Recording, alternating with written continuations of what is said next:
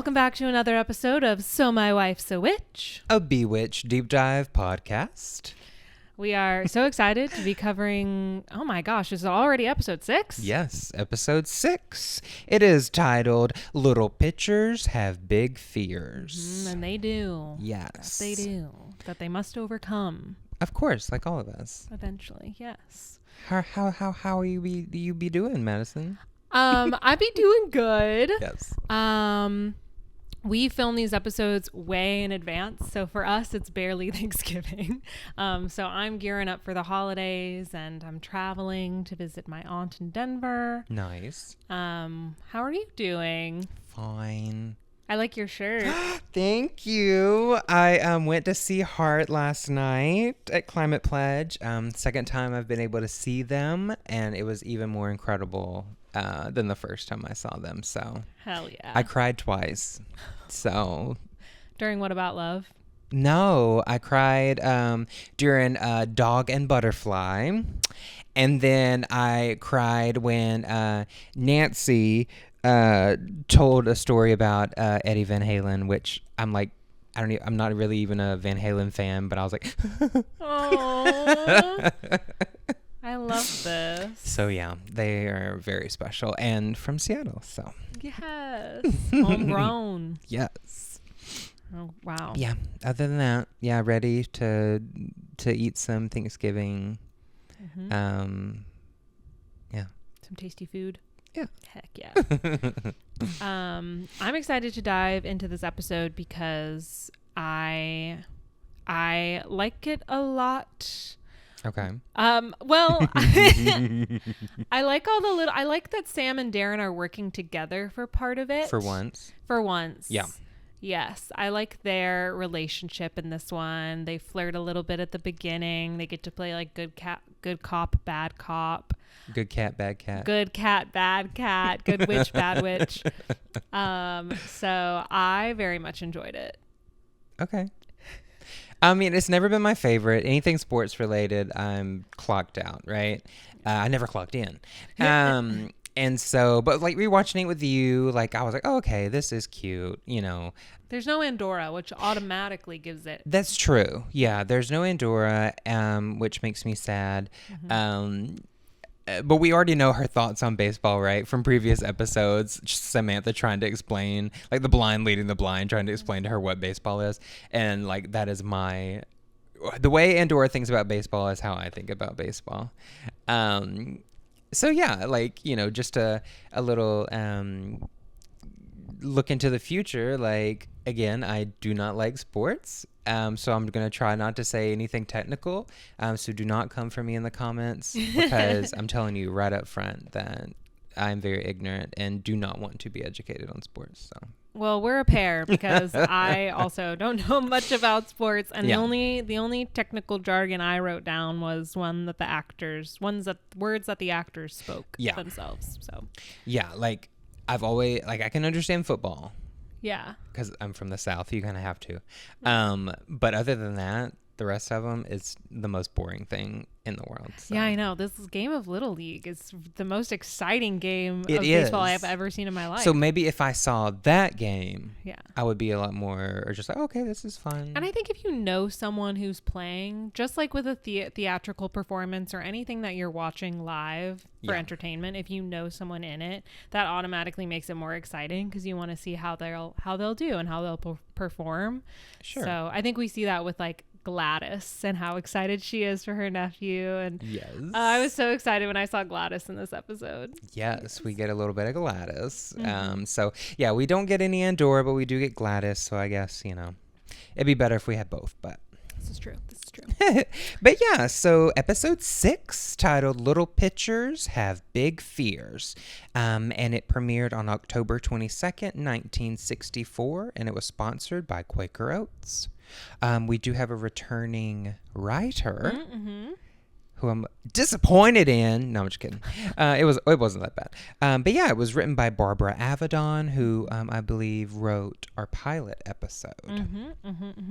She wrote a lot of different pieces that featured women in the spotlight. So it's interesting the episodes that she gets to write and which ones are written by the other main writers. Exactly. And like you did a little mini ditty on her on the pilot, our first episode, right? Yes. Yeah. So if you want to learn more about Barbara, go watch our first episode or listen. But yeah, I have some little facts from the day of October 22nd, 1964. Not too many. But yeah, according to David in his book, apparently like on this day is when the UK, like Bewitched premiered in the UK, which is really interesting. And then some other facts is that EMI rejected an audition from a band called High Numbers. They later became The Who. Oh my God. Yeah, so I bet they were kicking themselves for that later. Yeah. The U.S. performs an underground nuclear test in Hattiesburg, Mississippi. Whoa. Don't drink the water there, I guess. Yeah, don't. And then we have the song is still the same here in America, but we do have a new #1 song in the UK, and it is "There's Always Something There to Remind Me" by Sandy Shaw. Classic. Yes. So you know that one. I do know that one. Good. It's always wait, what does it go? Always something there to remind me. That's good. That's a good one. That's a good one. But yeah, so that's all I have. Yay. Thank you. Of course. On this day in history. Should we jump into the episode? Of course. Yeah, well, it starts with the door-to-door salesman trying to sell a witch brooms and brushes. Yes. Which is a hilarious setup for a joke anyway. Uh-huh. Remember door-to-door salesman? Does anyone ever come to your house anymore? So the last one I remember, and we were, out on a farm, like they had to find us, right, on these dirt roads. And I remember the last one was some guy that was trying to sell cleaning product. Oh, okay. Was Yeah. it one you had heard of before? No. Okay. I remember it worked good, but I cannot for the life of me think of what it was called. But yeah, I just remember being like, why? How? Yeah, why are you all the way out here? You better get off my property, boy. Yeah, we also lived in a bit of a rural area on a private road, so we didn't have door-to-door salesmen. Yeah. Yeah, the last time someone came to my door, it was from the Jesus Christ of Latter-day Saints. Yeah. Coming door-to-door to spread the good word. Have you Have you heard? Have you heard the good news? It just makes me think of that Scooby-Doo 2, Monsters Unleashed. Yes. And then they look at because they're all trapped in the little cages by Peter Doyle, and then they like look at Shaggy and Scooby, and they're like, "Have you heard the good news?" And Scooby's like, "Yeah, they're cookies," because there's like a Girl Scout trapped in there too. I love it so much. I love this. I need to rewatch those movies. They're so funny. Yes, we should do that. I'm gonna beat you up. What's he doing? My cat loves plastic, and he's currently chewing. Julian loves plastic too. Oh. They said, "I need more microplastics in me now." Hey, girl. Hey, She just girl, winked at hey. me. That was so demure. She's a cutie. Yes, a little handsome. Anyway. Yeah. So Girl, anyway. this door-to-door salesman is a little pushy. I feel he's a little intense, a little extreme. I'm like, it does not seem like you've sold a lot of brooms/brushes lately, sir. Yeah, it's almost like he struck out on the last 10 houses, and he's determined to get this woman to say, yes, I'll buy one. And she's like trying to be nice, but she's like firm, she's like, please, like, leave me alone, basically. Yes. And so finally he doesn't take no for an answer, and he's like, what about a toothbrush? What about, like, all these different types of brushes?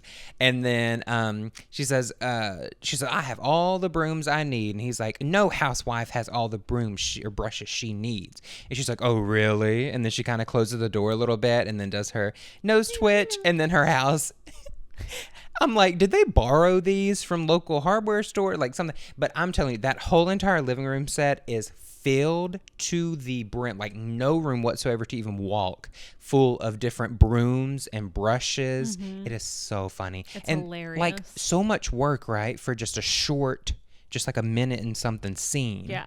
And all the work that they put into that to put all those in there, right? Yeah, it was worth it for that punchline though. And you got to think It's like so cute.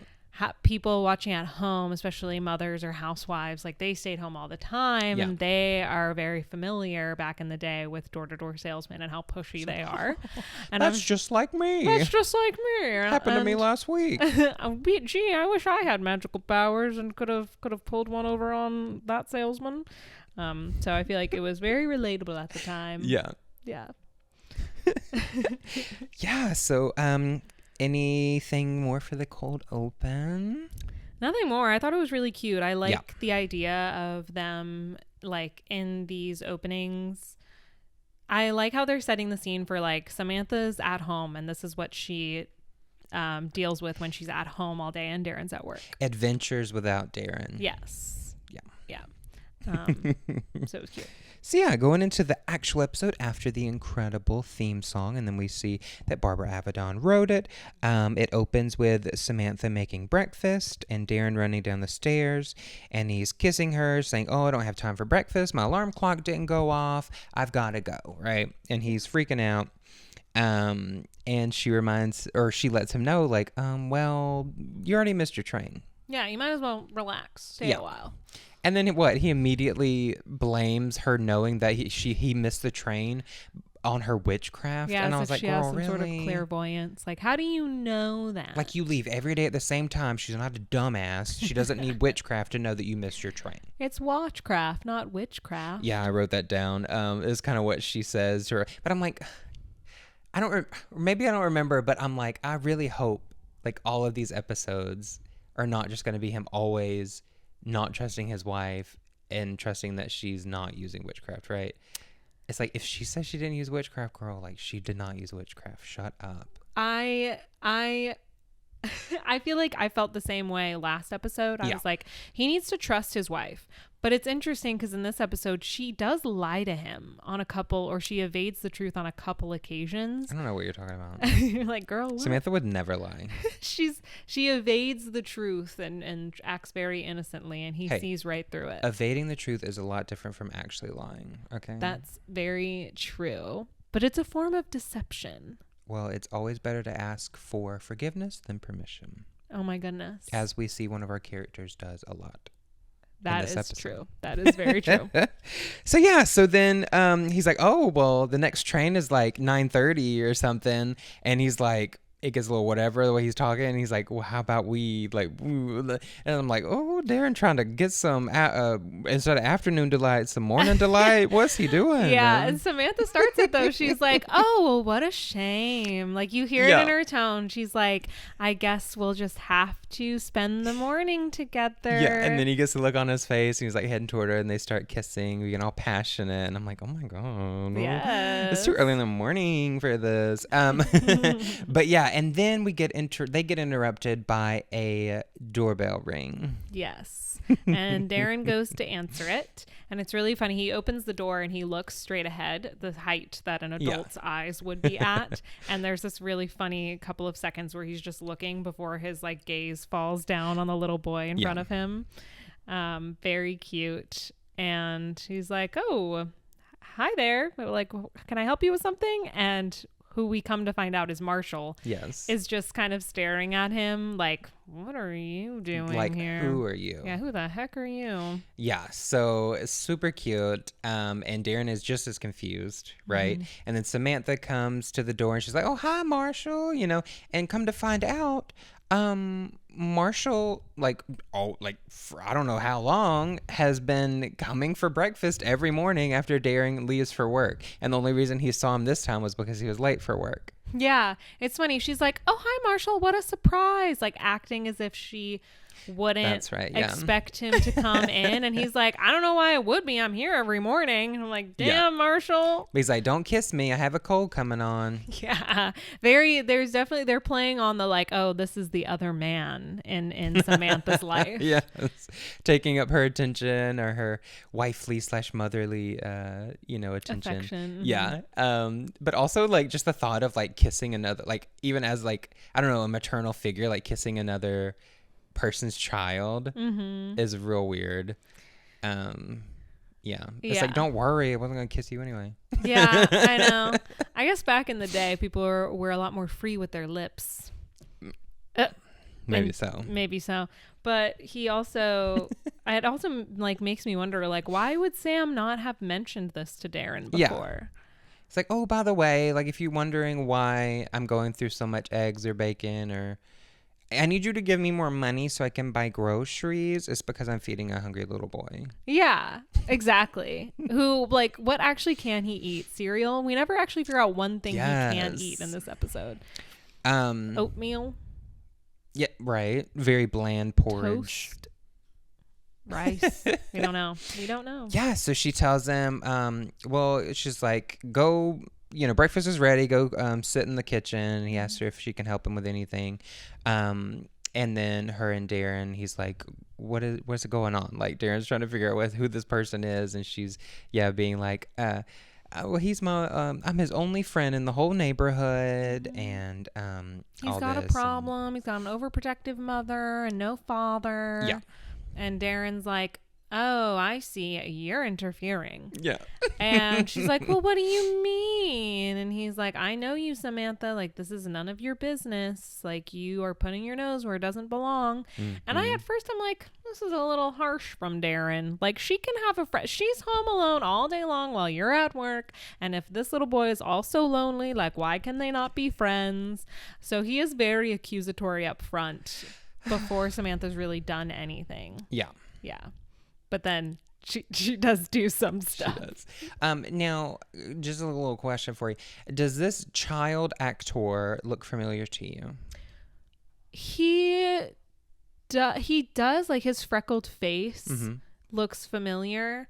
But I also feel like he looks very similar. Like, he could have also been one of the boys who came over in a couple episodes ago. Yeah. And I just wouldn't have noticed.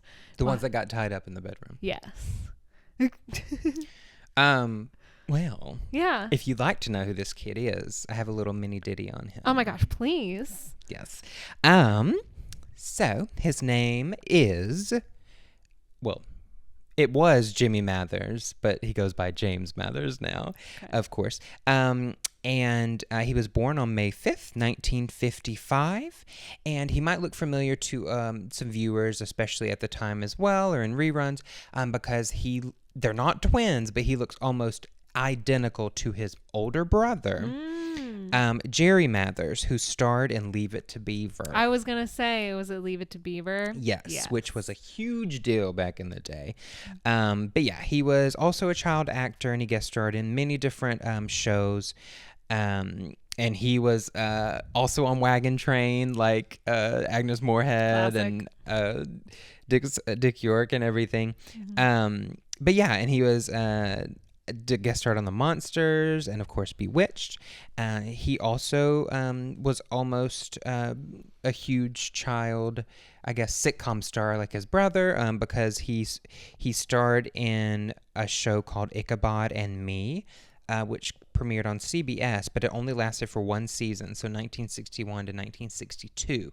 So this is before Bewitched. Yeah, was that like Ichabod Crane, like Sleepy Hollow? Oh. I looked at it, and it was like this newspaper guy who's like big and whatever, and basically gets relocated or like decides to go to this small town and run their newspaper. Okay. So that's what it's about. Interesting. Somebody's name is Ichabod, I'm assuming. Now he's a prolific cinematographer, and he's 70 years old. Oh my gosh, he's still around. Yay. Yeah, so, and that's my little minute on him. Thank you. That is so interesting. Yeah, he's got the little freckled face, very similar to his older brother. Yeah. It's crazy. Yeah, and also, like, a moment for his acting skills. I did write that down, like, especially this one part we'll get to later on. But he's very believable, and he has an interesting, clear way of talking. Yeah.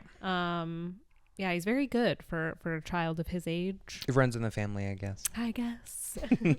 So after Marshall goes into the kitchen and Darrin is like kind of accusing her of interfering. Yeah. She's like, well, I'm doing nothing wrong. And he's like, I know you, Samantha. And she's like, Really? You only look vaguely familiar to me, and walks off. And I thought that was so funny. Shady. Yeah, so we get back in the kitchen and Samantha gives him this beautiful, delicious, juicy, fresh, runneth over bowl of strawberries, and I was like, I would devour those in 2 seconds. But he says, Mrs. Stevens, you know I can't have strawberries. My mom says I'm allergic. Yeah. And she's like, oh, that's right, you're allergic to everything. Like, what's the other example she says? She asks him, she says a few things. She says sausage, French toast is too rich. Juice is too acidic. Yes. Yeah, he can't have juice either. And Darren's like, well, like, oh, well, like that's what his mother says. Then, like, his mother says he's allergic to strawberries and he's allergic to strawberries. Like, you're interfering. And so Sam is getting annoyed, rightfully so. And then the thing, like, the cold comes back up, right? And she's like, he doesn't even have a fever. Like, she touches his forehead. He's not sniffling. And then Darren's like, if his mother says he has a cold, then he has a cold. Yeah, it begins to seem like his mother is just looking for excuses to keep him inside, to keep him from the possibility of getting sick or the possibility of being allergic to things or having a bad reaction. I was like, oh no, she got the Munchausens by proxy. Yes, actually. It's kind of sad because you learn he's this sheltered boy who doesn't have the freedom to just be a kid. Yeah. And his mom clearly wants to protect him, but then he'll grow up unequipped to approach real life things in the world and never move out. Yes. That is how, oh my gosh, this is how incompetence is born. This is we see this today. I don't know what you're talking about. Sure. And then, but the other side of the coin too, right, is like, what gives Samantha the right to decide what's good for this boy? Yeah. So we see them kind of navigating that conflict throughout the episode. Yeah, she has strong opinions. Yeah. At a certain point, like, I agree with Darrin a little bit, right? Like, it's like, okay, you can be friends with him, but like, once his mother says something, it's like, okay, well, gotta respect it. Yeah. Kind of thing. Speaking of his mother, we hear some Marshall, like, out in the distance from outside, and then Marshall's like, he says, oh, I'm being called after. And so he goes and opens the back door and he's like, I'm in here, Ma. And then enters his mom, Mrs. Burns, played by the stunning June Lockhart, doing an accent. She's like doing like a southern accent. Yeah, she is doing a bit of a southern accent, which is interesting. Because they're not in the South. Yeah. But maybe she was like, I'm going to give more characterization to my character. Yeah. And she needs some backstory. She's like, if you're too young to realize how dangerous it is to run around with a cold, I would think an adult would know. Yes. Yeah. So she, like, this is her first introduction to Samantha and Darrin, and she's like, what the hell are you doing here? Who are these people? You're supposed to be in your room. You're catching a cold. And then Samantha claps back and is like, he seems fine to me. He doesn't even have sniffles. And then she, like, you know, gives her the eyes, like, who the hell are you to tell me if my son has a cold or not? Yeah, basically. Like, excuse me. Yeah, and then Darren's like, oh, like, trying to play the whatever, like, oh, like, yeah, like, take your kid away, basically. Like, we're so sorry, it won't happen again. It's interesting too to watch this in a post-COVID world, because I feel like we're much more attuned to, like, oh, that is actually quite dangerous. But back in the day, I'm sure it was much more, it's just a cold, it's fine. But nowadays, like, the kids are the germ factories that should not be running around. Disgusting. If they are sick. But the point is, he isn't actually sick. No. Yeah. Yes. So, and then, like, after Samantha gives more opinions, right? Because she's like, well, you won't let him eat strawberry, or, like, kind of going into the thing, like, he can't eat anything, so he only comes over here for company, basically, right? And so Mrs. Burns gets very offended, and she says, you don't, it's clear that you don't have children, Mrs. Stevens, but if you did, you would, be more like me, basically. Yeah. And Darrin's trying to play peacekeeper this whole time. Yeah. He can tell that Samantha she like ruffles her feathers a little bit at that when Mrs. Burns tells her it's clear you don't have children, and Darrin jumps in with we are newly married, like we haven't had time to start a family quite yet. Yeah. So yeah, he's trying to keep the peace, and he even says, now Samantha, if Mrs. Burns decides blah blah blah, then blah blah blah. And Mrs. Burns is like, well, I'm glad to see that one of you is. I'm glad to see you're reasonable, Mr. Stevens. Another little like jab at Samantha, yeah. And she's just getting more and more annoyed at Mrs. Burns. And you gotta wonder, is she gonna use magic on her? Is she gonna do something to this mother? And she tries. She does try. Because she's really mad. So when they like leave, she like holds her hand up, and Darrin stops her. I raise my Marshall very carefully, and I do not appreciate interference from anybody. Please remember that. Come along, Marshall. Samantha! Bye-bye, Marshall. Come back anytime. Bye now, Marshall. Yeah. Come over anytime. Yeah. Now, this woman also looks familiar. Oh. Who is she? Who is she? Who is she?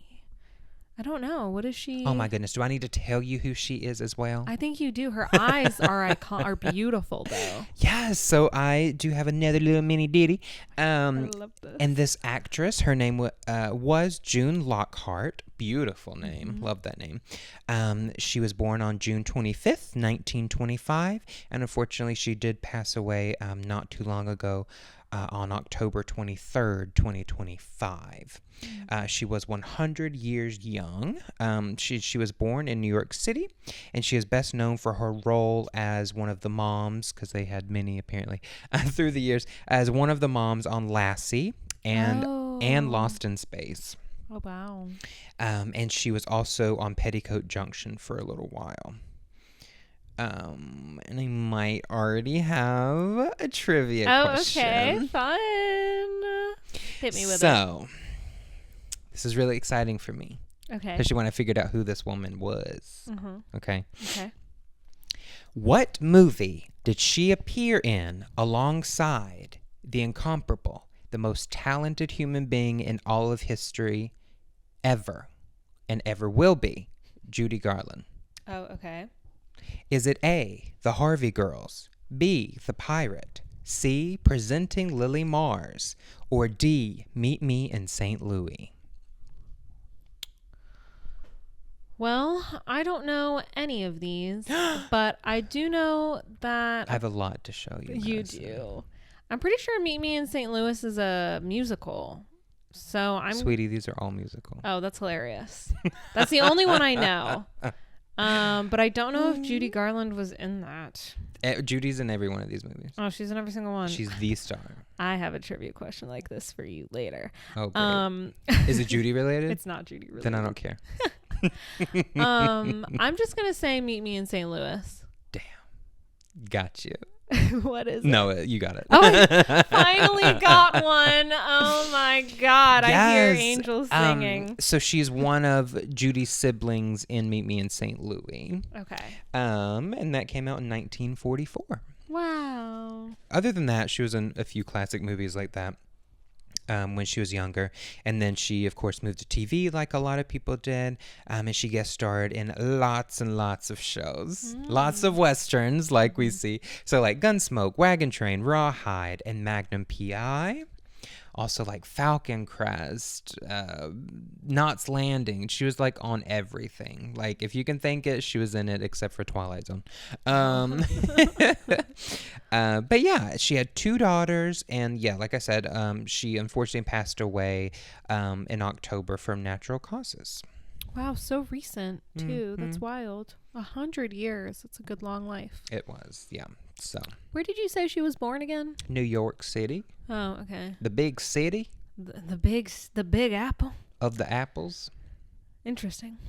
Okay. I was trying to think if she grew up somewhere that was in the South, that would make sense. Maybe it was her natural accent, but it's just not. Maybe it was like she like kind of did it right for all these Westerns, and she's like, well, I'm just going to stick to this accent. I got to film Rawhide right after this. Right? If she gets out of it, she won't be able to get back in. Right. Yeah. Or else her like...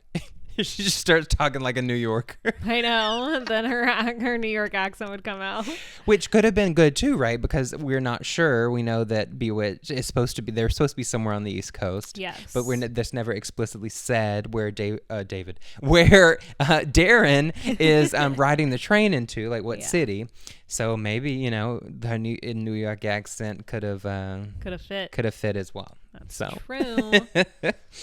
But yeah, jumping back in, I just have here Sam hates Mrs. Burns. She does. And her, Mrs. Burns' hairpiece is really interesting as well. It looks like she has like this. Yeah, it looks like it's not her hair.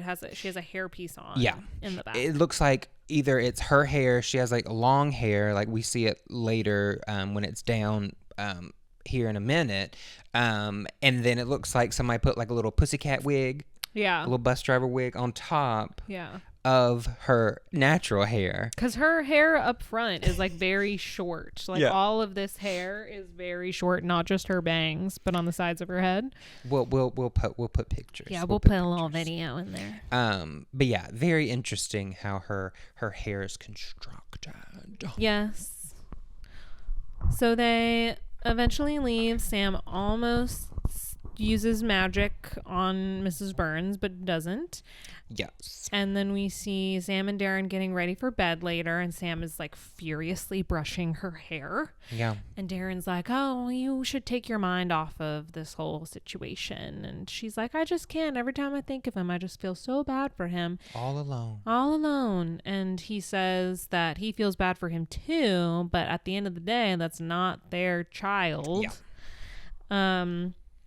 Yeah, and then she mentions something that's going on the next day. She says, you agree with all these things, that juice is too acidic and baseball is a dangerous game? And he pauses at that. That gets his attention. Yes. So baseball is a dangerous game. Now that's preposterous. Everything else was normal. That's preposterous, though. And she immediately switches. She says, oh, I knew you'd understand. Said, got him. Yeah. And he says, I still agree, though. If that's her choice, that's her choice. Yeah. And she persists. And there's a little bit of manipulation here. Mm-hmm. Well, because she says, too, like, right, like, yeah, we don't have any kids right now, but, like, if we do ever have a little boy, like, if I decided one day that baseball was too dangerous, I would want somebody like you there to try to change my mind and talk me out of it, right? Mm-hmm. And trying to, get him to help her. Yeah. Because she tells him that the little league tryouts are tomorrow in the morning, and that she wants to go, she wants him to help Marshall get ready for them. Yes. Or take him. Yes. But we learned he's going to play golf. Yes. He says, I'm playing golf tomorrow. And Samantha's like, well, I'm free. I'll have to take him. And she hugs him again and says, I'm thank you for being so supportive. I knew you'd understand. And he goes to argue again and say, now Samantha. And she kisses him. Yeah. And says, I don't really want to talk about this anymore. Do you? And of course, Darrin, being the man he is like, no, I don't think I want to talk about it either. And we assume that they then have sex. Samantha, will you please? Yes, I will. Oh, I knew you'd want me to go with him. And if he makes the team, his mother will change her mind. And oh, thank you, darling. Samantha, baseball is not the issue.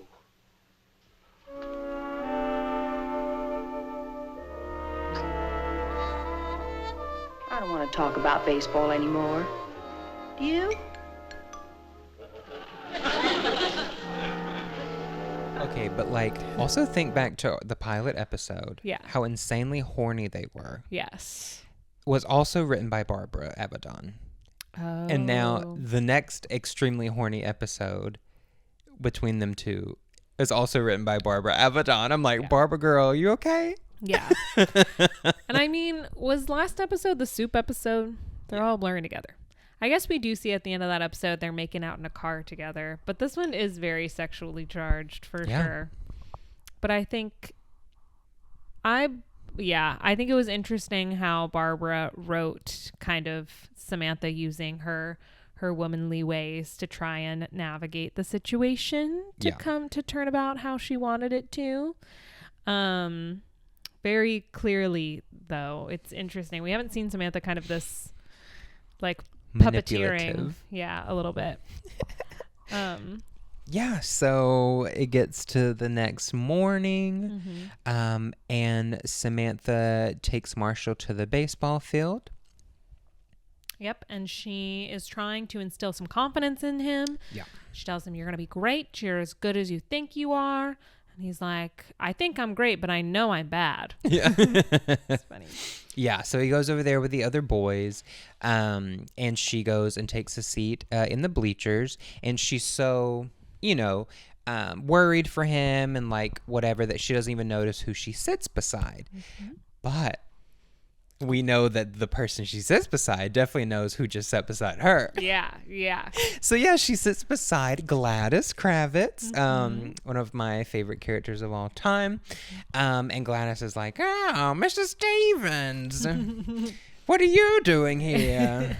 Yeah, and Gladys says how she has a nephew who's playing Floyd.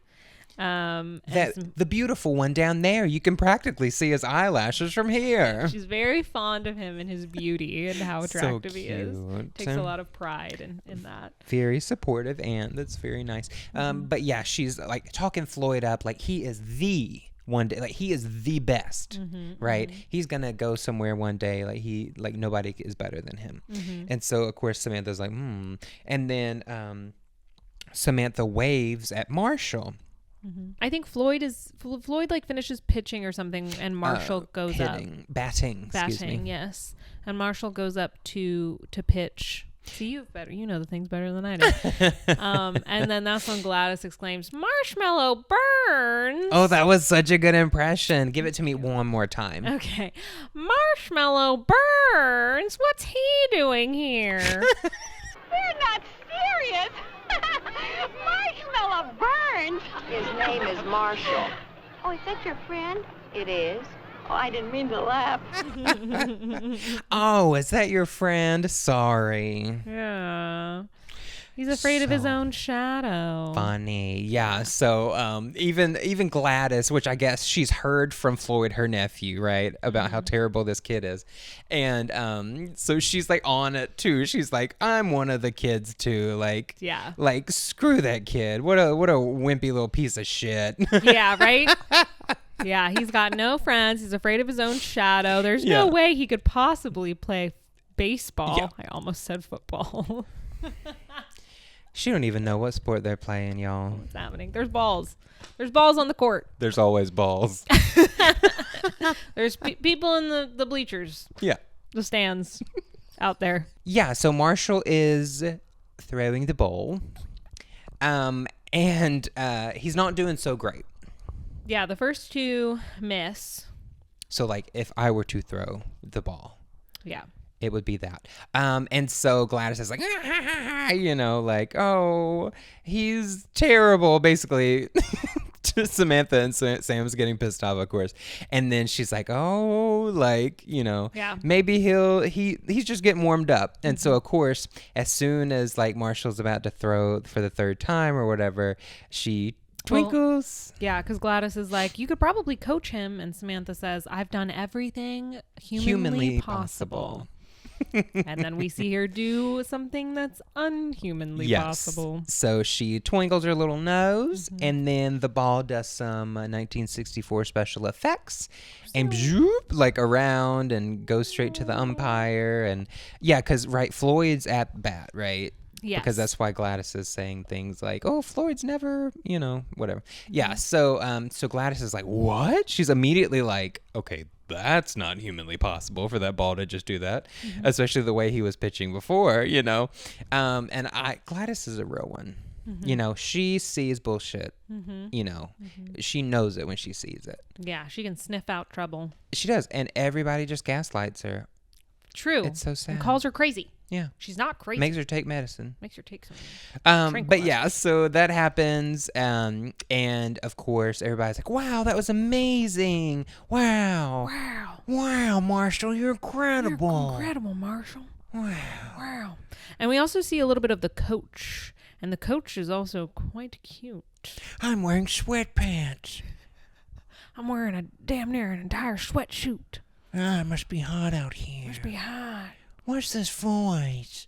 It's like Owen Wilson and Jennifer Coolidge all had together. A baby. Okay, sorry. We'll stop. We know you love it. We love it. So anyway, the tryouts go well, and Sam arrives home, and Darrin's back from golfing. Yeah, in this cutest little, cardigan, and his little dad hat and everything. Yeah, and she's like, oh, and he made the team. And Darrin's like, oh, how'd he do that now? And she's like, oh, I just gave him a little bit of confidence. And he says, and what else did you give him? Yeah, and then again, he immediately, calls her out, even though, why are you always jumping to this? Even though it's true this time, you're finally right. But either way, he immediately is like, oh, you used witchcraft, didn't you? Yeah. And she lies. And she says, nope, all I did was give him confidence. She even when he point blank is like, did you do a little bit of this and a little bit of that and some other things I probably don't know about? He's picking up. He's catching on. Yeah. It's like any other rituals I don't know about. Yeah. And she's like, I just gave him the confidence I knew was in there. Great. And she says that after he plays with her help for a while, his confidence will take over and then he can play on his own. Yes. And Darrin's like, well, what happens if that doesn't happen? You don't know if that's how it's gonna go. Yeah. He's just like, you did that boy a disservice. Yeah. He needs to learn for himself. He needs to do this himself. Which I agree with Darrin.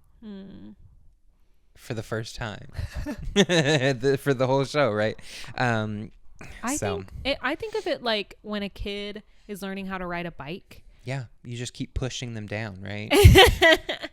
Yeah. They gotta learn on the training wheels first. Is that not what you do? No, that's not what I do.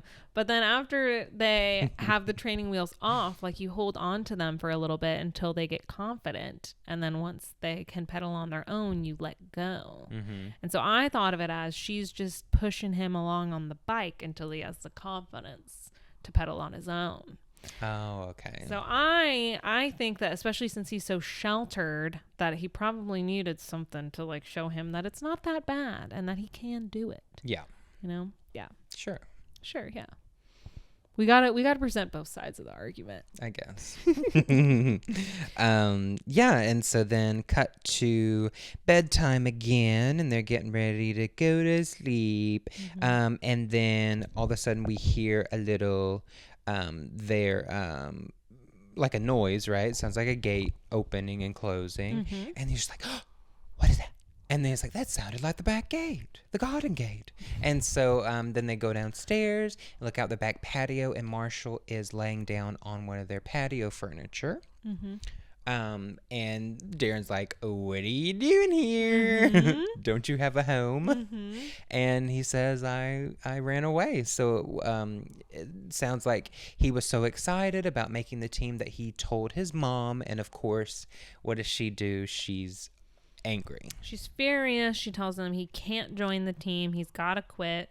And they say, well, why does she want to make you quit? And Marshall goes, oh, bats get thrown, the ball is hard, the grass is wet, the sun is hot. Okay, I get the picture. So good. I love the way he's mimicking his mother. His delivery is so good. It's so good. He's just missing her weird Southern accent. He is. Just that one piece.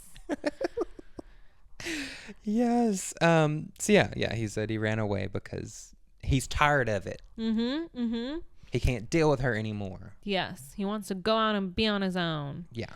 And so Darrin says, all right, well, let's go inside to call your mother so she can come pick you up. Mm-hmm. So they go inside and we see Mrs. Burns arriving to the house, and she's in kind of her, like she's in a bit of a nightgown. This is where I have written down, her hair weird. Her hair weird. I Yes. say her hairpiece looks so fake. Mm-hmm. That's what I wrote down. Maybe in the black and white version it looks better. What do you think? I did. Yeah, I watched the black and white version, and you can still distinctly tell that the shading is different between her natural hair and the color of the hairpiece. Like you can tell, you know how wigs are a little bit shinier, like they have a certain texture to them. Oh, are you saying tell. ABC could only afford synthetic wigs, not natural hair? Back in the day. Whoa. Back in the day. Well, also this is HD, right? And it was true. not that. That's true. They probably couldn't tell back in the day. Yeah. I'm just being nitpicky. Yeah, it is a little distracting. Yeah. She looks a little silly. She does look a little silly. But her outfits are always cute. So yeah, she's in her her robe, and that's why her hair is messed up. And she's like, Marshall, you get over here. Marshall. And they tell her that they have him watching TV in the den while they have an adult conversation. Exactly. And they tell her that he's run away, and she goes, run away, why? And Samantha comes out swinging with, because you've got him wrapped in cotton batting and you're smothering him. Yeah. Damn. Yeah. They kind of go in on her. She holds nothing back during that part. So Darrin's like immediately like agreeing with her. And Samantha's like, traitor, and then all of a sudden he's like, yeah, and, he told us how he got down from his room. He climbed down the trellis. Like, you should really have that removed. And she's like, oh, my Lanta, the trellis, that is so dangerous. I've got to get that removed. Thank you so much, Mr. Stevens, for telling me about that. Mm-hmm. And so he's like, yeah, well, you might as well just put locks on his windows. That would be cheaper. She's like, oh, my. And then he's like, and definitely get new locks for his bedroom door, too. But he's basically saying, like, I used to climb down the trellis when I was his age. And to sneak out. It's funny because when he starts, because at first, it's a bait and switch. Yeah. At first, when he starts agreeing with Mrs. Burns, Samantha's look, her face is like, it's so cute. Insert picture here. Yeah. And then when he starts to say, oh, I'm going to put locks on his doors and windows, Samantha's face turns into, oh, I see what you're doing. And then Mrs. Burns finally kind of catches on that he's being a little bit of an asshole, right? Yeah. Because he says, and a bathroom? No, we don't have bathrooms. That's one of the most dangerous rooms in the house. And you got to keep him out of the kitchen. Mm-hmm. Oh, you should never keep him in the kitchen. Mm-hmm. And she's like, that's quite enough, Mr. Stevens. And so they're finally like, Darrin and Samantha are on the same side now, right? Yes. Like trying to, and he's like, well, like I don't mean to offend you, like we're just trying to point out that if you try to do this right, like where does the line stop? Yeah, you can't protect him from everything. Yeah. Mm-hmm. And so I think that's they use good examples to try to do that, but of course she's offended, and she's like, again, like he's my child, like you don't have children, butt out. And she says, I will not tell you again. You better stay away from my little boy. Or I'll report you to the authorities. Oh, yeah, I will call the police. Yes. Yeah, it's so good. Yes. But also it's like it's the middle of the night for her, so she's not very open to persuasion in this moment because she's half awake and worried sick about her son, and again he's here at this house with these people. But I think it's also telling too, right? Because again, Darrin and Samantha were about to go to bed and they're still having to deal with this situation because like Mrs. Burns is terrible, right? So they're like, oh, your kid ran away because you're pissed off that he got on the baseball team and now we're having to deal with it as well, right? And so I feel like that could come into like why especially Samantha is so snippy with her immediately too. I think you're making this my problem. Exactly. Like we already told you, like you're not good at raising your kid. Oh my God. Yes. And so so again it's breakfast again Sunday morning. Yes. they're at the table, and then all of a sudden, we hear a knock on the back door, and open it, and she's like, "Will you stop at nothing? Will you not stay away from my little boy?" And they're like, "What are you talking about? Like, is everything okay? Like, Marshall's not here." And she's wearing the most gorgeous coat. Yes. In the colorized versions, it's like a periwinkle. Is that right? Is that the right color? Yes, it is. It's beautiful.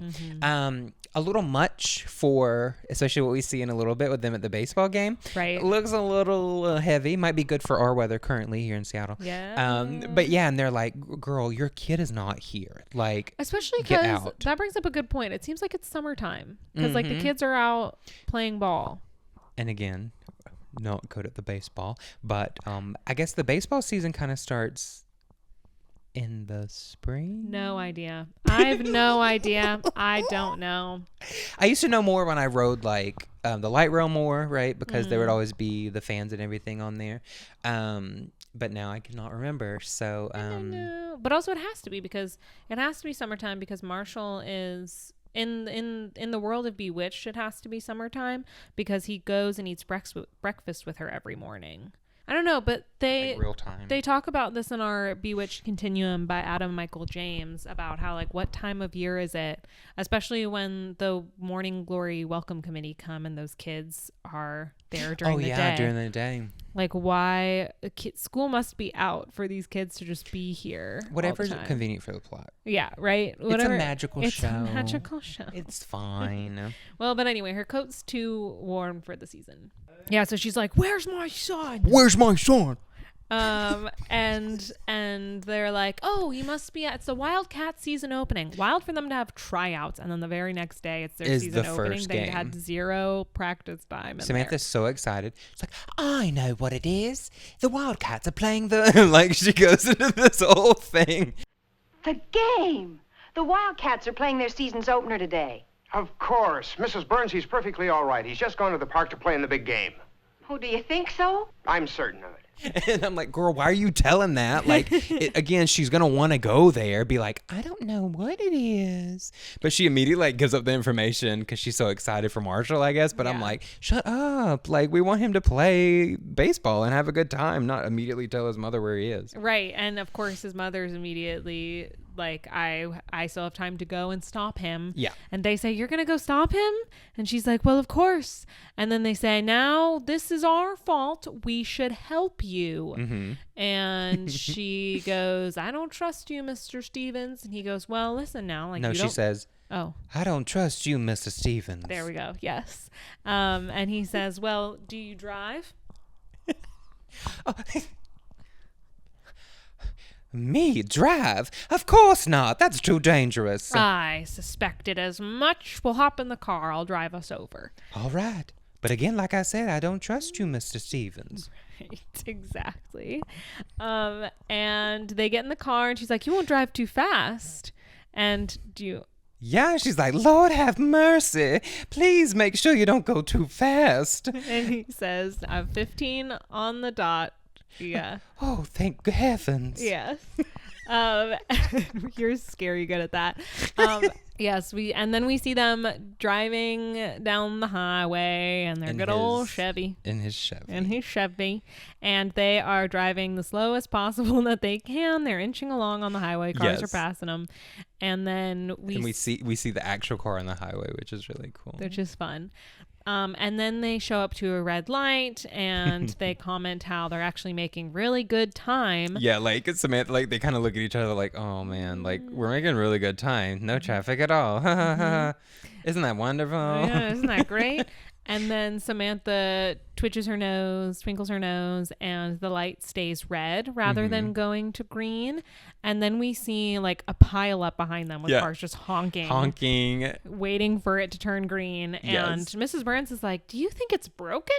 She says, "Oh my Lord, we've been here about 15 minutes. Don't you think this thing might be broken?"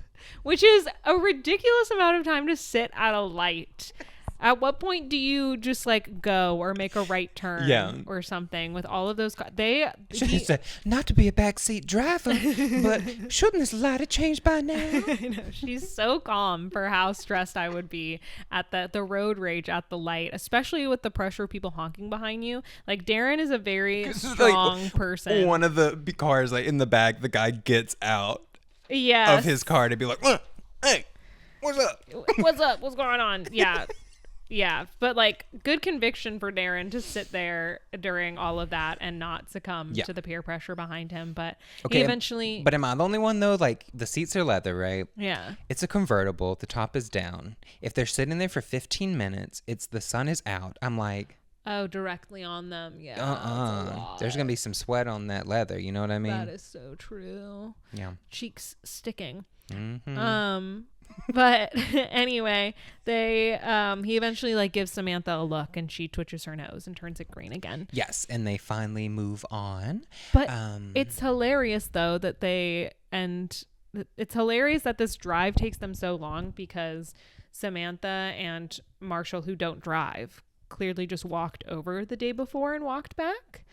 And now and so Darrin has to drive them all around the city, and of course it's for the plot. Yes, but also what if it's because he went some crazy way, right? Because if she had never driven herself to this place, she would have no idea where she wouldn't even know where the baseball field is. Yes. But if they drive like into the city, like they drive into a more urban area, and you would expect like if the ballpark is on the same side of town as where they are for Sam and Marshall to have been able to walk there. Him driving all the way into the city and then back to their neighborhood. Into the city, then back into the neighborhood. She's like, oh, my Lord, this place looks a little familiar. Have I been here before?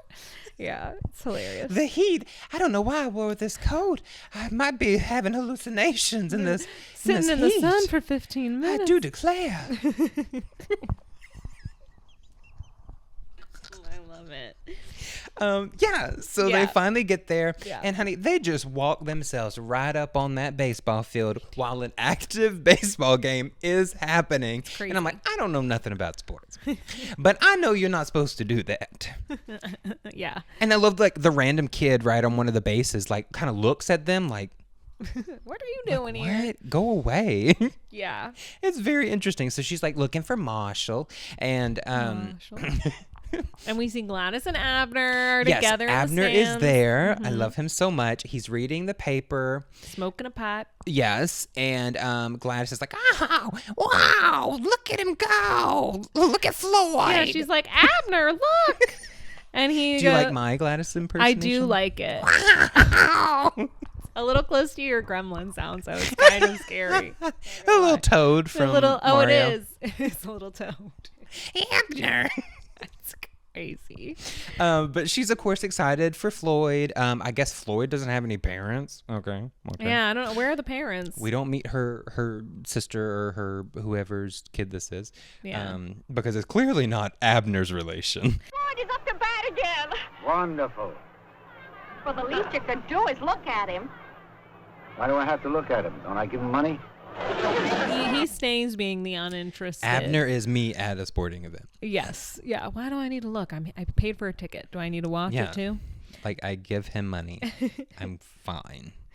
But we find out that Marshall was doing incredibly without Sam's interference. There were some things, some I wrote them stats, down. Do you want to hear them? Yes. Okay. Look at you being so prepared. I know. I was like, I won't know what this means, so I'm just going to parrot it back. Okay. He pitched 3 innings. Nice. He only gave up 1 hit. So I know what that means. That means like in all the times he pitched, only one person was able to actually hit the ball. Wow. That's incredible. Isn't that's really good. That's so good. And he got a single and drove in 1 run. Sure. And I don't know what those mean. That sounds incredible. But he did a really good job. We know that it means that he did really good. He is a prodigy. He's a prodigy. But this doesn't mean much to Mrs. Burns. She's still like, okay, we gotta go. And then the coach runs over. Like, okay, that's nice. Well, she said like once she spots him, right? She's like, Marshall, you get over here right now. The way she like draws the whole thing out even more. It's so good. It's so good. And he's like, oh, gee, Ma. Oh, man. Yeah. Oh, and Samantha does have a moment where he's telling about like how good he did. And Samantha's like, I'm very proud of you, but you shouldn't have left without telling your mother where you were going. She was worried sick. And he does have a chance to say, I'm sorry, Mom. Like, if you want to go now, we can go. And so that was a cute moment where he actually acknowledged that that was wrong. And Samantha had a moment to be like, now here's what was wrong about this. I should not have climbed down the trellis again. And that is when the coach runs over. Yeah. And the coach in is his like, sweatpants. in his sexy sweatpants. I was like, hey, what's going on here? I need him in. Hey. Yeah. He's like, go get him. Go get him, Marshall. And then he's like, I can't. And he's like, what do you mean you can't? And then he looks at Darrin and Samantha, and she's like, I'm not his mom. Yeah, ask his mother. I don't know who this kid is. Right? And then he turns to Samantha, and he's like, what do you mean he can't? And then Marshall's mother is finally like, I'm Marshall's mother. What does he mean he can't? What's the matter with him, Mrs. Burns? Nothing. Nothing at all. Go on, Marshall. She just looks into the coach's big blue eyes, and she can't say no to them. Yeah. She's like, oh, well, I suppose if you want it to happen, then it should happen.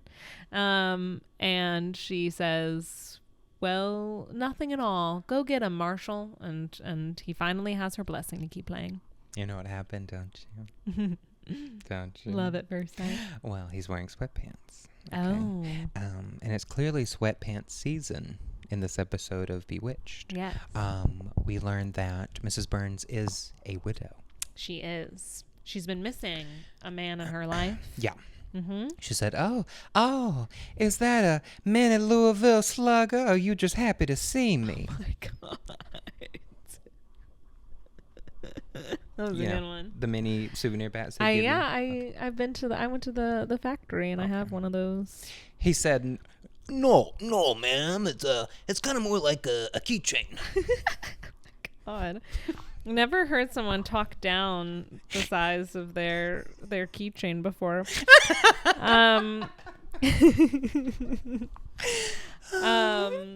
Yeah. So anyway, it's at this point that Marshall runs over to pitch, and then the crowd decides. No. He doesn't go no pitching. He ain't pitching. He's at bat. Oh, he is at bat. Oh, Yeah. You're right. Yeah. He goes to bat. Thank God you're here. I know. I pay attention to sports. And I'm the man. Oh my God. You're just a woman and you don't know anything about sports. I throw my drink in your face. So you shut up. Anyway, it's at this point that the crowd decides they're annoyed that the adults are in the way, and they're or like it's cute, right? Because it might be excitement because they've already seen how well Marshall's been doing, right? And so when he's up to bat, they're like, move out of the way. Yeah, they're like, yes, I gotta see this kid in action. Because even Gladys is like excited for him, it seems, and it's really cute. Yeah, and she notices them sit down, and she turns to Abner, and she's like, as soon as she came around, he improved. What do you think about that, Abner? Well, first she's like, those are the Stevensons. There they are, Abner. The Stevens from across the street. Mm-hmm. I swear to you there's something funny about her. She came here yesterday with Marshmallow Burns. Mm-hmm. Oh, he was miserable. And before that, he couldn't do anything. But since she came along, he improved 100%. Now, what do you think about that, Abner? I think it's entirely possible the same thing would happen to me. he is no longer reading the paper or doing the crossword puzzle, right? He is looking directly at Samantha. And that's why he says that. And then Marshall hits the ball. Oh, wait, I had a point on this. It's interesting that in this moment that Abner says, well, I think that same thing, if she like came into my life, the same thing would happen to me. I would improve greatly, because that seems to be the story that they're telling between Mrs. Burns and the coach. Like as soon as a man comes into her life, she loosens up a little bit. Loosens the reins. Mm-hmm. It's entirely possible she's been in fight or flight mode since her husband died, and maybe that's why she's been so anxious about caring for her son, because all of the weight's on her shoulders now. So I feel like that's like a little moment of a little nugget of insight into what's going on with her as well. Oh, look at you. I know they're incredible. quite profound. Yeah. And so anyway, Marshall goes up to bat, and Darrin warns Samantha right off the bat. He's like, don't help him. And Marshall gets in 2 strikes, and we're worried. And it was so cute. We can hear Floyd on one of the bases calling out to Marshall and being like, get me home, Marshall, get me home. And this moment of camaraderie between the boys, and you're like, this is so cute and different from how isolated he was at the start of the episode. And Marshall he hits the ball without Samantha's help, and he starts running, and the crowd is going wild, and we get lots of fun reaction shots. Yes. Elizabeth Montgomery is an incredible actress. You know, y'all know how much I love her and appreciate her and her incredible talent. But these shots of her reacting, and like she has her headscarf that she had on in the car, and she's like wringing her hands with it, and Darren's like squeezing her, and she's like, oh, he's not gonna make it, and like these giant faces, and she's like twitching, like all that, like she's about to like shit herself or something. Like, it is so funny, so over the top. I love it. And he keeps, Darren's like, don't you do it, not even a twitch, don't you do it. And right when he's like about to get home base, right, Darrin kisses her to distract her, because Sam goes, she like starts to, she's like, oh, I just have to, and Samantha's like, no, and then he grabs her and kisses her. And then of course Abner's not watching the baseball game whatsoever. He's being a creepy old man and watching the 2 hot people making out in front of him. I know. And then as soon as they stop kissing, because of course he makes it to the home plate, and they stop kissing when they hear the cheering, and then he looks at Abner and he's like, did he make it? And Abner's like, I don't know, I was watching you. Weirdo. And it's funny because it seems like the game ends at this point. Like, that was so spectacular. The game ends. Yeah, he won the whole game. Well, because like when we first get there, we see how far they are, like what inning it is. Well, apparently, as well. Adam Michael James points out that the game still wouldn't be over at this point. They're still at the bottom of the 7th inning, so they'd still have 2 more. That means nothing to me. Left. I think there's 9 innings. Well, it was so incredible and so good that they're like, there's no way they're coming back from that. We can't do anything better. Like, this was the best thing ever. This kid is incredible. Yeah. Where's he been? Yes. Movie magic. But Marshall is like hoisted on the shoulders of his teammates, and everyone's cheering his name.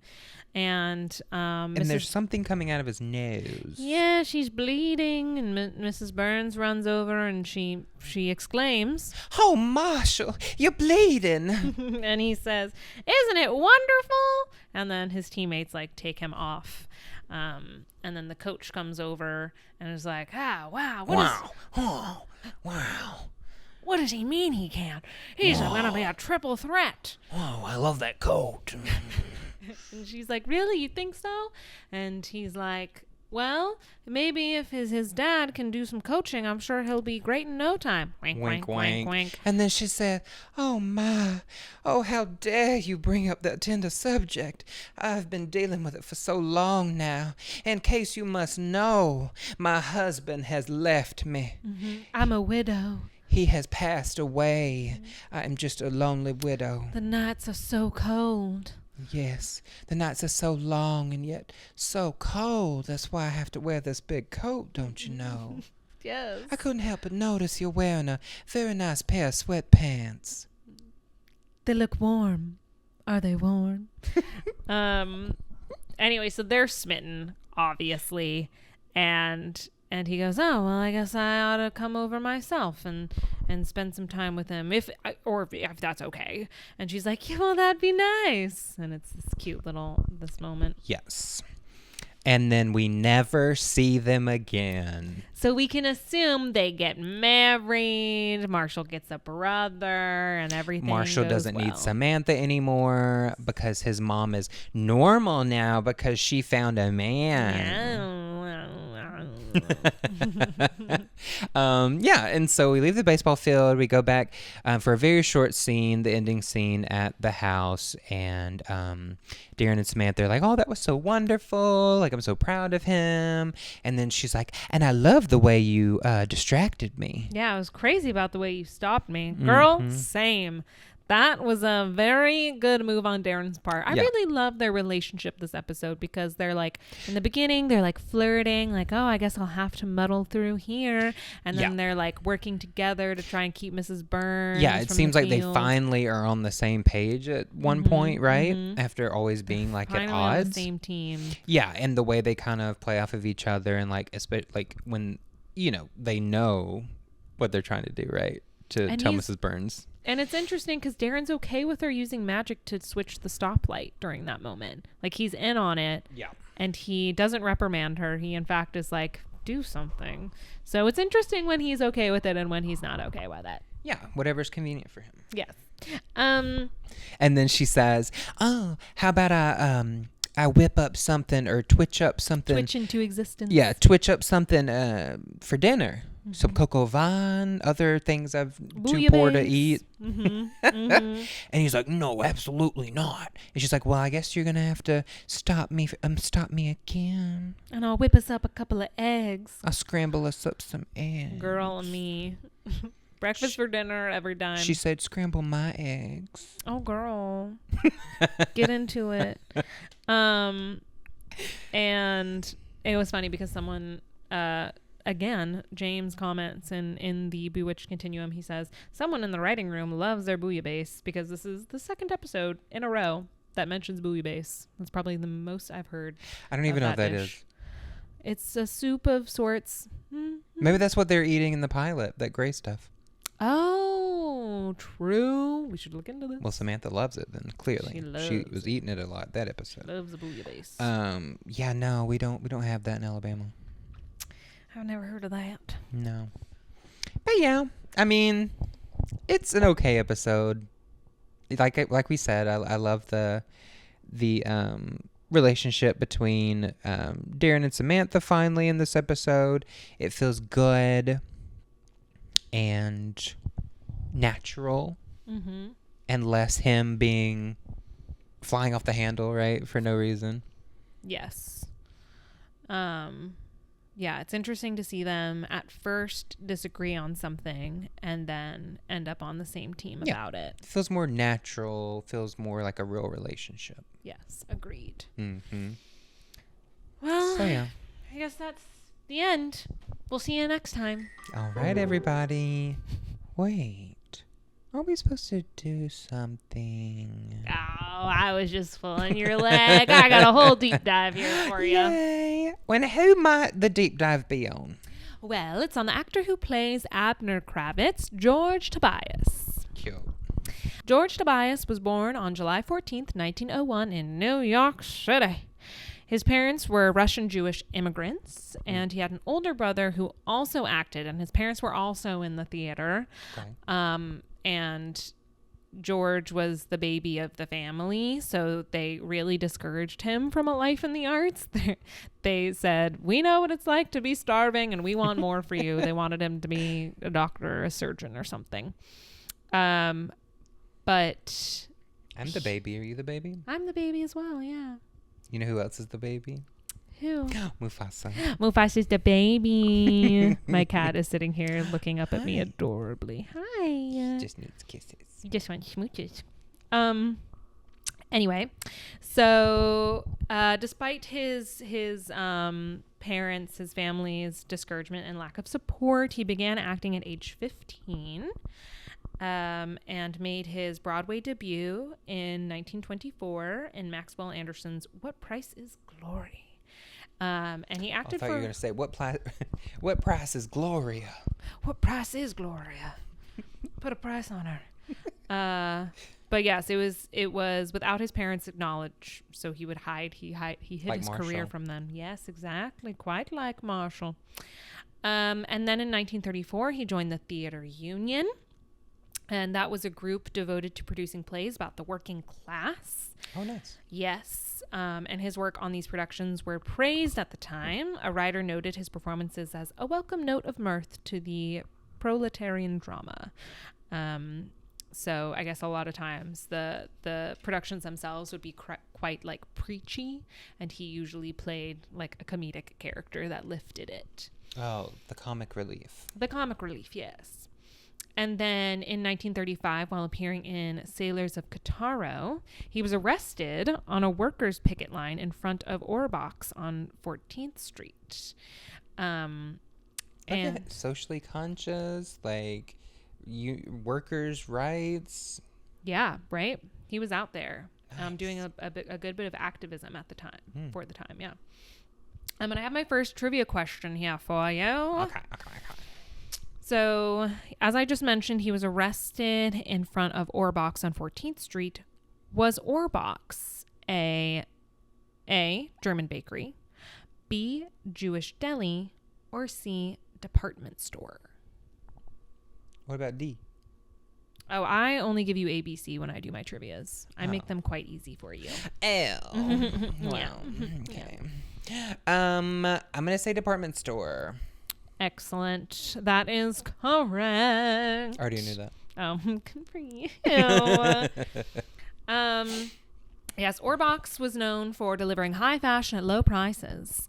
Like Walmart. Like Walmart, exactly like Walmart.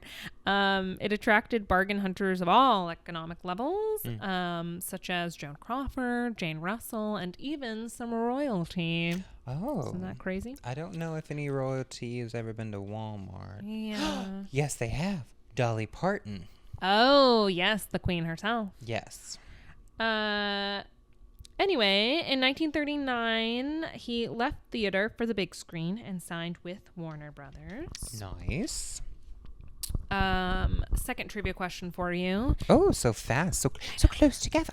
So many. In what musical did Tobias star alongside James Jimmy Cagney? Was it A, Yankee Doodle Dandy, B, The Strawberry Blonde, or C, The Seven Little Foys? The Seven Little what? Foys. Like boys, but with an F. Never heard of that. I'm gonna say, which is thinking of Abner in a musical is hilarious. Right. A? I don't remember what they were, but I feel like it was A. Yankee Doodle Dandy? Yes. Okay. Is that your final Yes. answer? Okay. This was a bit of a trick question because the answer is all of the above. Okay. I knew you'd hate that. That's cool. Yeah, so he was in a lot of musicals, actually, particularly with James Cagney. Do you know who James Cagney is? I've heard that name, yes. Yes, my mother loves Jimmy Cagney, so I have seen Yankee Doodle Dandy. But he often played genial tough guys or the leading man's best pal when he was in a musical, George Tobias. He went back to Broadway in 1955 for the Cole Porter musical Silk Stockings. We talked about Cole Porter last time. Yes. Which is an adaptation of the movie Ninotchka, in which Tobias played an uncredited Soviet visa official in 1939. So he was in the movie, and then in 1955 he was in the Broadway show. Usually it's the other way around. I know, right? It's funny. And Silk Stockings was the last stage production that he starred in. And then, of course, from 1964 to 1971, he starred in a little-known series called Bewitched as Abner Kravitz. Never heard of it. Never heard of her. And he appeared in a few movies during this time as well, while he was acting on the show.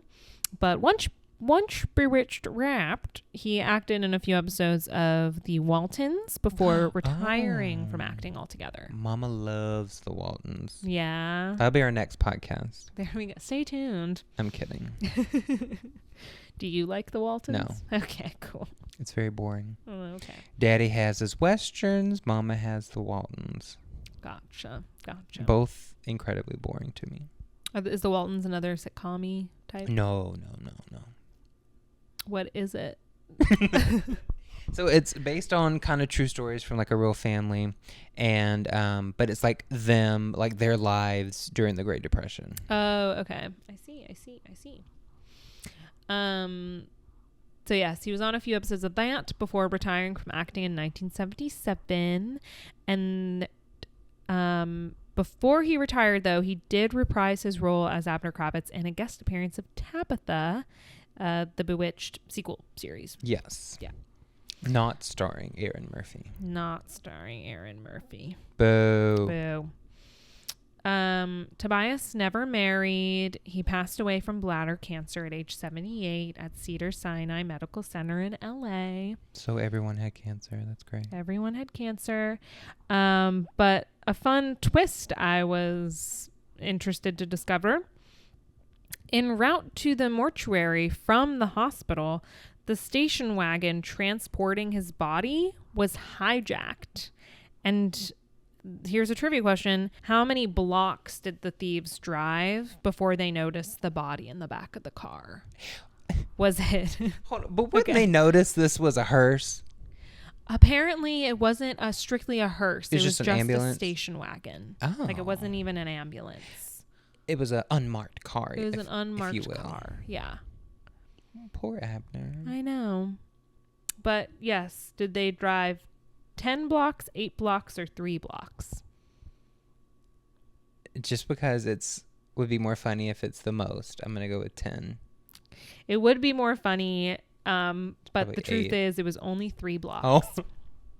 Now, if he was, bless his heart, if he was already a little smelly, Yeah. be like, what the hell is that smell? Yeah. What is that? What are we transporting? Yeah. What was this? Yeah, according to eyewitnesses, the criminals ran screaming from the scene after abandoning the vehicle on the side of the road. Now, cut to them just being really big Bewitched fans, and they're like, I got him. Yeah, right? They're like, this is a national treasure. This will go great with my Bewitched collection. Yes, exactly. Morbid. But yeah, he was survived by his brother Benjamin and laid to rest in Queens. So he made his way back to New York. Nice. Yeah. Aww. That was that. Well, I would like to have a really happy deep dive one day. Yeah, where no one dies. Yeah, they're still with us. Yes. Killing it, but not being killed. Exactly. I'm sure we'll get to that when we get to like Aaron Murphy's. Oh, yeah. Yeah. Not getting in plane crashes. Not getting in plane crashes. So sad. I feel like a good way to end these episodes after the deep dive, because I feel like we always come away like it's kind of a somber ending. If we get more comments on our videos or things that people send us, we can always talk about them here or respond to them here at the end. which I think will lift it back up again. Yes. Yeah. So put some comments in the comment section. We can answer your questions. We could talk about different things from the episode. Suggestions. Yeah, comments on Bewitched as a whole, or how important it is to you in your life. But we'd love to hear about it. Yes. Yeah. Like we said on a previous episode, who did you watch this with? Like, is it important to you? Yeah. That sounds good to me. So, yeah, let us know, and we will read them right here on the show if you would like us to. So, yeah, like you could also put in there, like, yes, you can read this on the show, or like, don't read this on the show, or something. Thank you so much for listening, for watching along with us. We're excited for the next episode, and bye-bye now. Bye.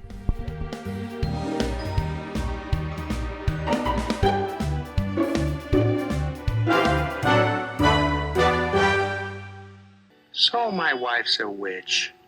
Every married man has to make some adjustment.